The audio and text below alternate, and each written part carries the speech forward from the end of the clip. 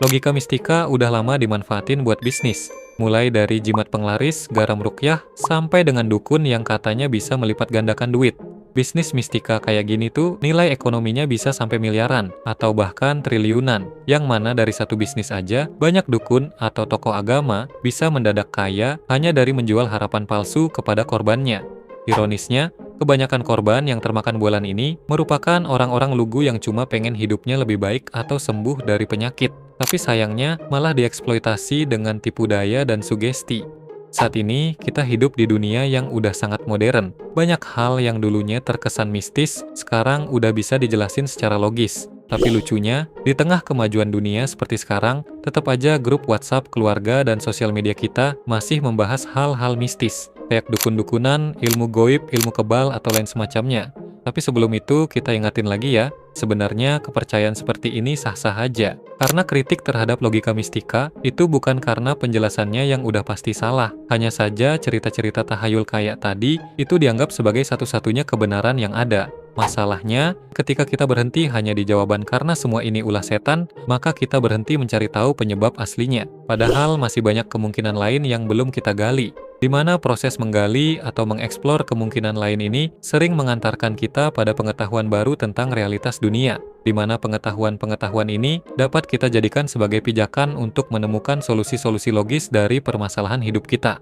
Nah, di video kali ini kita akan membahas soal kemungkinan-kemungkinan penjelasan di balik cerita atau kejadian yang dianggap sebagai kekuatan mistis atau supranatural.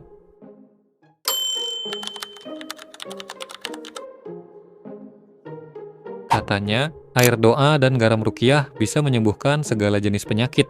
Tapi sebelum itu, ini tuh beneran sakti atau otak kita yang mudah ditipu sih? Karena secara kimia, air doa ini bentuk dan isinya sama persis kayak air biasa. Yang membedakannya hanyalah harga dan stiker yang ada di kemasannya aja.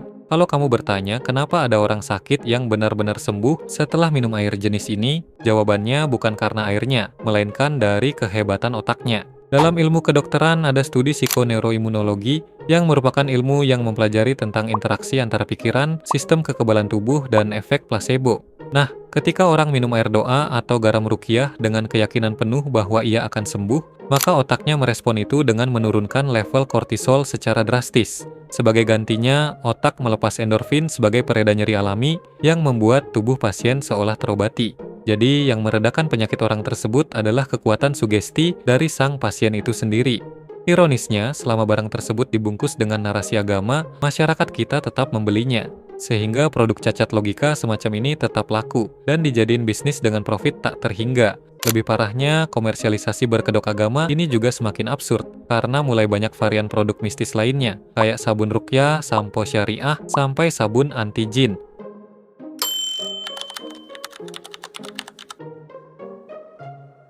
Katanya dukun punya kekuatan supernatural yang bisa ngancurin hidup seseorang. Tapi anehnya, kenapa yang jadi korban selalu orang biasa? Kayak orang yang hidupnya udah susah, orang miskin, atau pedagang kecil. Coba pikir lagi, pernah dengar nggak ada koruptor atau penjajah Belanda yang kena mantra guna-guna? Jawabannya pasti jarang atau bahkan nggak pernah. Pejabat korup yang hartanya berlimpah, hidupnya justru sangat sehat dan sejahtera. Kalau ditanya kenapa ilmunya nggak mempan, alasannya sangat klasik. Kayak auranya yang terlalu kuat, dilindungi roh halus, atau punya garis keturunan tertentu. Pola dari para dukun ini selalu sama. Narasi kesaktian yang mereka bawa selalu diarahkan pada orang yang memang nggak punya kuasa. Yang lebih parahnya, masih banyak orang yang minta macem-macem, kayak minta dicariin jodoh padahal si dukun masih jomblo, atau minta kaya padahal si dukun juga sengsara. Klaim-klaim kesaktian mereka juga selalu kalah kalau diuji secara fakta. Dan sebenarnya dukun itu nggak pernah menjual kesaktian. Ia hanya memberi harapan kepada orang yang sakit, kemudian mengeksploitasi keputusasaannya. Terus gimana dengan kasus orang yang beneran jatuh sakit setelah mendengar dirinya disantet atau diguna-guna? Nah, rahasianya ada di kebalikan dari efek placebo, yaitu nocebo effect. Sama kayak keyakinan positif yang bisa menyembuhkan, ketakutan yang ekstrim juga bisa menghancurkan. Ketika seseorang percaya bahwa dirinya kena santet, maka otaknya langsung merespon dengan rasa stres dan panik luar biasa. Lonjakan stres ekstrim inilah yang merusak sistem imun dan memicu kerusakan fisik beneran. Jadi yang menghancurkan tubuhnya bukan sihir atau paku dari sang dukun, melainkan ketakutan dari pikirannya sendiri. Dan bahayanya, eksploitasi ini sering berujung fatal. Setiap dari kita pasti punya cerita bahwa ada orang yang jatuh sakit terus dibawa ke dukun. Alih-alih mendapat penanganan medis, ia malah dianggap kena gangguan jin. Nah, karena ia nggak dapat penanganan yang logis, keadaannya justru memburuk sampai akhirnya ia meninggal. Kejadian kayak gini tuh banyak banget. Sudah terlalu banyak orang yang menderita bahkan kehilangan nyawa. Cuma gara-gara ilusi dan praktik klinik yang keliru kayak gini. Padahal kalau dilihat dari sejarahnya, makna kata dukun ini cenderung positif. Karena jauh sebelum ada puskesmas dan rumah sakit, dukun itu selalu jadi tenaga medis nomor satu. Dalam buku The Religion of Java dijelasin bahwa profesi dukun ini sangat fungsional secara sosial. Karena ada dukun beranak, dukun pijat, sampai dukun patah tulang. Di banyak peradaban kuno, pada dasarnya mereka ini merupakan dokter, karena mereka bisa meracik ramuan dari daun, akar, dan rempah-rempah. Bedanya dengan tenaga medis zaman sekarang ada di metodenya. Jika dokter sekarang menggunakan penelitian ilmiah, maka dukun kuno waktu itu mengandalkan pengalaman dan pengamatan dari warisan leluhurnya. Menariknya, banyak ramuan kuno yang mereka berikan ternyata terbukti punya kandungan obat. Hanya saja karena zaman dulu belum ada ilmu sains yang memadai, akhirnya proses kesembuhan seseorang selalu diklaim sebagai proses mistis.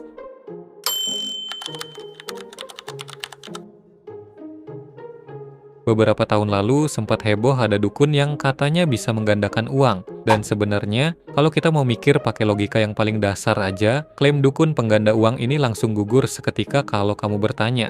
Kalau dia beneran sakti, kenapa dia nggak gandain uangnya sendiri?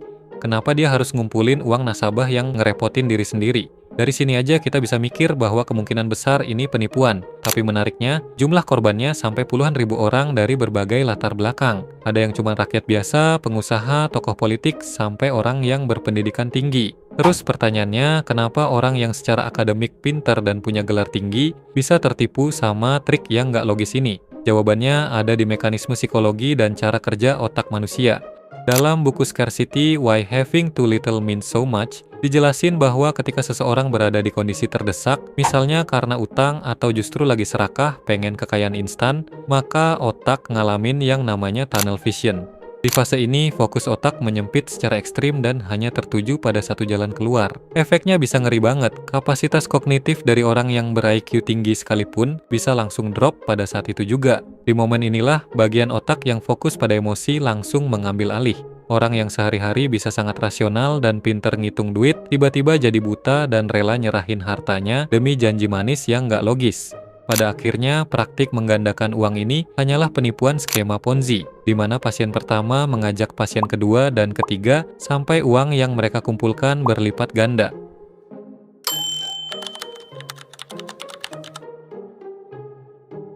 Bayangin ada orang sakit yang datang berobat, lalu sang dukun menggosok sebutir telur ke area tubuh yang sakit. Begitu telur itu dipecahkan, tiba-tiba keluar paku, silet, atau gumpalan darah yang pekat. Ajaibnya, pasien seketika merasa lega dan menganggapnya itu sebagai mukjizat.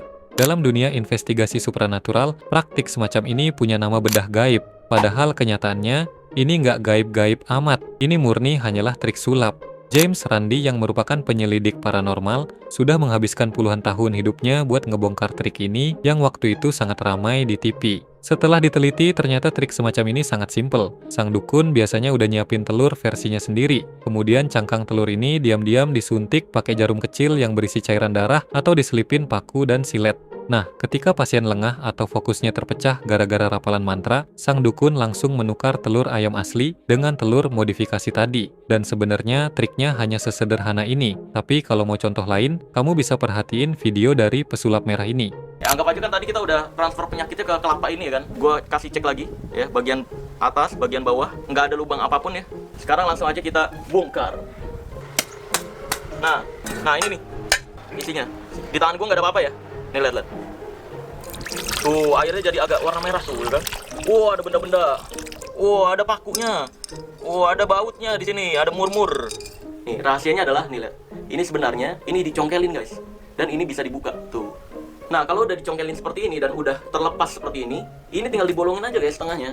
Udah tinggal dimasukin benda-benda nih. Orang-orang yang katanya penarikan goib dimasukinnya tuh emas-emasan. Atau kalau dukun-dukun biasanya paku, silet, dan sebagainya. Masukin lewat sininya nih guys. Nah, kalau udah nyumpel seperti ini tinggal ditutup lagi pakai ini. Ini kamu cari posisi yang pas seperti awalnya tadi guys. Kalau udah kayak gini nih, ini tinggal dilem guys. Jadilah kelapa yang ada isinya. Balik lagi ke materi. Kalau semua ini hanyalah trik sulap, kenapa banyak pasien yang ngaku bisa sembuh? Nah, jawabannya kembali lagi karena efek placebo. Namun kali ini efeknya ditambah dengan output visual. Manusia pada dasarnya merupakan makhluk visual. Ketika orang sakit melihat sumber penyakitnya dikeluarin dari tubuh, ditambah adanya manifestasi yang berwujud fisik, maka otak merespon kejadian itu dengan sangat ekstrim. Momen pemecahan telur tersebut memberi sensasi lega pada psikologisnya. Rasa lega inilah yang kemudian memicu otak buat ngelepasin hormon endorfin, yaitu zat pereda nyeri yang dimiliki tubuh kita sendiri. Lonjakan endorfin inilah yang langsung membius sistem saraf yang bikin rasa sakit itu seolah menguap. Ketika pengobatan selesai, sang pasien memang pulang dengan senyum lebar. Tapi ketika efeknya menghilang, rasa sakit itu akan kembali datang karena penyakitnya memang nggak menghilang.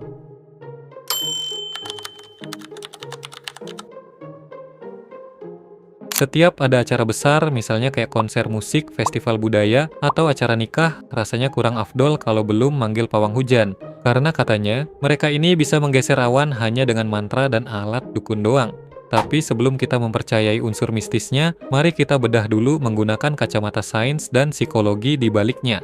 Pertama, kenapa masyarakat kita percaya sama pawang hujan? Jawabannya karena confirmation bias. Dalam buku Thinking Fast and Slow dijelaskan bahwa otak manusia itu sangat bias. Kita cenderung akan mengingat kejadian yang mendukung kepercayaan kita dan melupakan kejadian yang tak sejalan sama kita.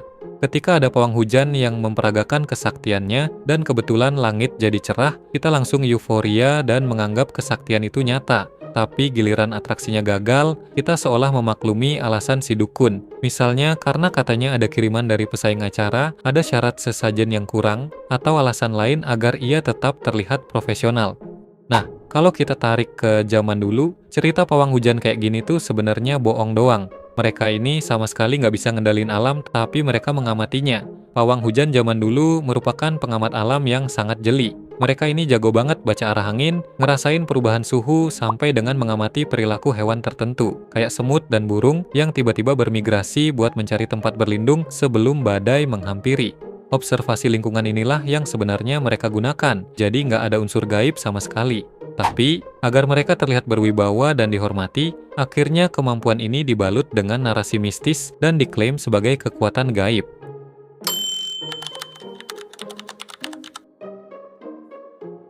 Hanya demi memikat hati seseorang, banyak manusia rela menanam benda asing di badan, kayak jarum dan berlian.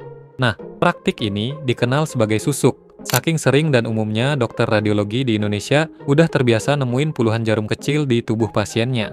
Kalau kita bedah dari kacamata medis dan sejarah, pada dasarnya susuk merupakan metode kecantikan versi primitif dari tren tanam benang di zaman sekarang. Ketika jarum susuk dimasukin ke tubuh, maka sistem imun atau sel darah putih langsung mendeteksi adanya invasi benda asing. Kemudian tubuh meresponnya dengan mengirim sel perbaikan ke area yang dianggap luka tersebut. Reaksi pertahanan dan pembengkakan inilah yang kadang bikin area kulit di sekitar susuk jadi kelihatan lebih kencang dan halus. Tapi, kalau susuk itu cuma benda asing doang, kenapa ia dipercaya bisa memikat hati seseorang? Nah, jawabannya bisa kita jelasin dari kombinasi ini. Otak manusia itu gampang banget disugesti. Ada literatur yang diterbitin oleh Harvard Medical School yang jelasin betapa kuatnya koneksi antara pikiran dan tubuh manusia. Ketika seseorang selesai dipasang susuk, maka alam bawah sadarnya langsung meyakini bahwa dirinya telah di-upgrade dan dilindungi kekuatan gaib. Keyakinan inilah yang memicu ledakan rasa percaya diri yang terlampau ekstrim. Perubahan mental ini juga otomatis mengubah ekspresi wajah, pembawaan diri, sampai bahasa tubuh.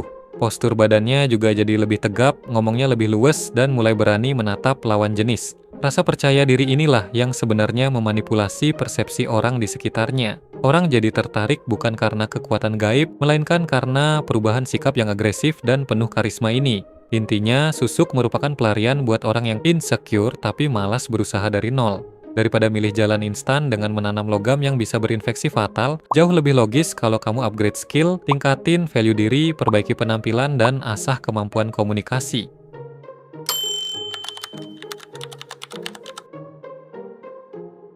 Apakah orang kebal itu beneran nyata? Jika kita bedah secara objektif, ilmu kebal ini bisa dibagi menjadi dua, yaitu kebal dalam hal pertunjukan dan kebal yang diklaim beneran, yang mana keduanya bisa dijelasin dengan logika. Nah, di balik narasi mistis tersebut, sebenarnya adalah perpaduan antara hukum fisika, adaptasi anatomi tubuh manusia, dan teknik psikologi.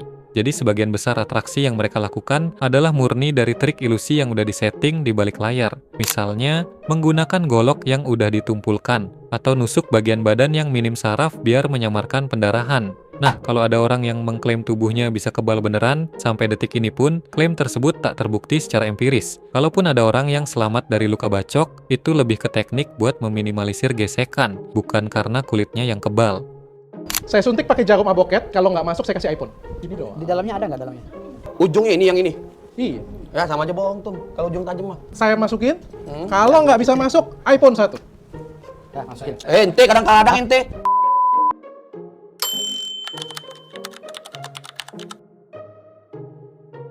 Di sosial media kita sering bermunculan video yang nunjukin ada orang terlihat mampu menggunakan tenaga dalam. Hanya dengan satu kibasan tangan, orang-orang langsung terpental. Namun, hingga detik ini nggak ada satupun bukti ilmiah yang memvalidasi fenomena tersebut. Karena berdasarkan hukum fisika mekanik, buat bikin tubuh manusia terpental itu butuh gaya dorong kinetik yang sangat masif. Emang bener kalau di dalam tubuh kita punya energi listrik statis dan gelombang elektromagnetik, tapi skalanya sangat kecil. Dengan energi sekecil itu, ngegeser selembar tisu aja nggak akan cukup. Terus kalau secara fisika mustahil, kenapa orang-orang di video ini bisa terpental begitu heboh? Nah, jawabannya bisa dijelasin menggunakan ideomotor effect. Efek ideomotor ini merupakan gerakan otot bawah sadar yang dipicu oleh ekspektasi yang sangat kuat. Dalam kasus ini, mental orang-orang di sekitarnya udah tunduk, hormat, atau bahkan takut duluan. Ketika sang guru melakukan gerakan tangan tertentu, otak bawah sadar muridnya merespon itu dengan rasa segan yang diproyeksikan dengan cara melompat atau menjatuhkan diri. Itulah alasan kenapa fenomena orang yang katanya punya tenaga dalam ini hanya bisa terjadi di ekosistemnya sendiri, karena di sana semua orang terjebak dalam echo chamber yang sama. Begitu ilmu yang katanya sakti ini dibawa keluar kandang, maka orangnya pasti bonyok duluan. Nah, fenomena ini udah dicontohin di Cina. Dulu ada petarung profesional yang menantang master-master kungfu yang katanya sakti di sana. Ketika mereka duel beneran, ternyata si master sudah babak belur cuma dalam hitungan detik doang. In April, Xu Xiaodong, an MMA teacher on a personal quest to expose, quote, fake martial arts in China, was challenged to a fight by a Tai Chi master, who he beat up in about 12 seconds. Kalau di Indonesia ada yang mau nyoba nggak? Dari semua kasus tadi, kelihatan kan polanya? Sesuatu yang awalnya terlihat mustahil dan berbau mistis, ternyata bisa dijelasin kalau kita mau repot sedikit untuk mencari tahu penyebabnya. Yang terpenting dari semua ini adalah kita harus cerdas menempatkan posisi. Jangan sampai karena terlalu tenggelam dalam kepercayaan mistis, kita jadi mengabaikan pengobatan medis yang udah teruji klinis. Dan sebagai penutup, aku mau tekanin lagi bahwa aku nggak menutup kemungkinan bahwa ada hal-hal di luar nalar yang ada di alam semesta ini. Tapi poin utama dari pembahasan di video ini adalah untuk mengajak kita membangun pola pikir yang lebih sehat dan rasional. Bayangin betapa indahnya hidup ini jika kita meninggalkan logika mistika. Kita akan menyadari bahwa musuh terbesar manusia bukanlah sosok-sosok tak kasat mata, melainkan batas dari literatur kita. Ketika kita mau belajar dan paham bagaimana pikiran dan realitas bekerja, kita nggak akan mudah ditipu, nggak mudah ditakut-takuti, dan yang paling penting nggak mudah dimanipulasi. Sekian video kali ini dan semoga bermanfaat.